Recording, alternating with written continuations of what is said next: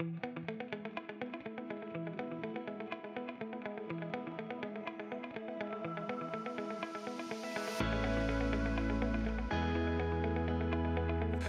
is where your sustainability priorities come into sharp focus. Having assessed your impacts, risks, and opportunities in Stage 3, you now have the insights needed to determine which topics are material, meaning they're significant enough to guide your sustainability strategy and, if applicable, form the core of your sustainability report. In this stage, you'll review and fine-tune your materiality thresholds to values that determine when an issue becomes significant. You'll also explore dynamic materiality matrices that bring your double materiality results to life, showing which topics rise to the top and which may require further review. These are not just visual tools. They're strategic decision-making instruments built to help you understand which topics demand action, governance, attention, and transparent disclosure.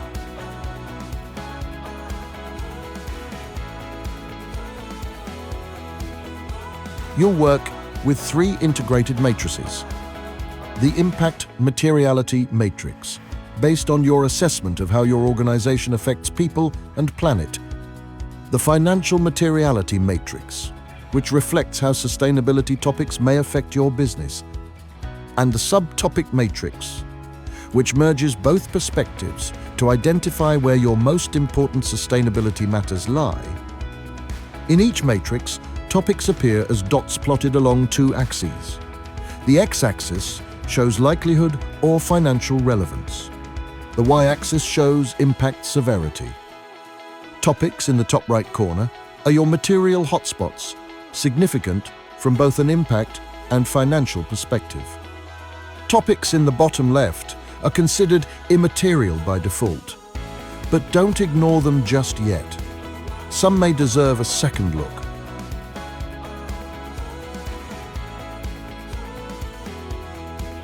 A materiality threshold is the dividing line between what you must prioritize and what can be deprioritized. The ESG tool uses a default threshold of 3.5, aligned with current market norms, but sustainability isn't one size fits all. You can adjust this value between 0.5 and 5 to reflect your organizational context. Use a higher threshold, for example 4, to spotlight only the most urgent topics.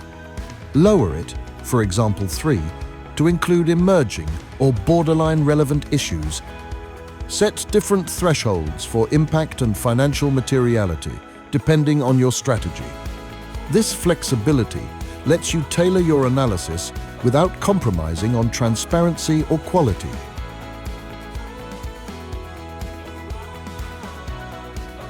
Sustainability decisions aren't just about scores. Some topics will fall into a close call category, just below the threshold. For these, you're encouraged to conduct a qualitative assessment. Ask yourself, would excluding this topic mislead stakeholders? Did stakeholder feedback identify this as important? Is this topic part of our public commitments, policies, or peer benchmarks? Have we given fair weight to nature, our silent stakeholder? If a topic feels material, even if the score doesn't show it, revisit your evaluation or adjust your thresholds accordingly. And always document your reasoning. This transparency not only strengthens your process, it protects your credibility.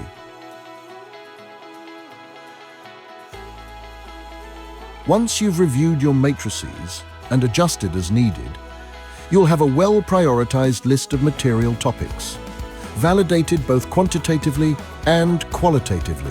This list serves as your strategic compass.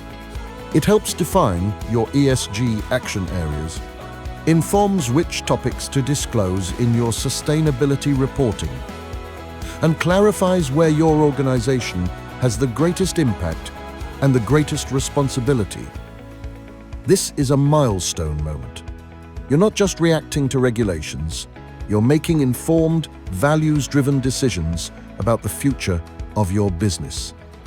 For more detail, refer to the IRO assessment guide available in the platform and explore examples of how companies visualize and explain their material topics in real-world sustainability reports.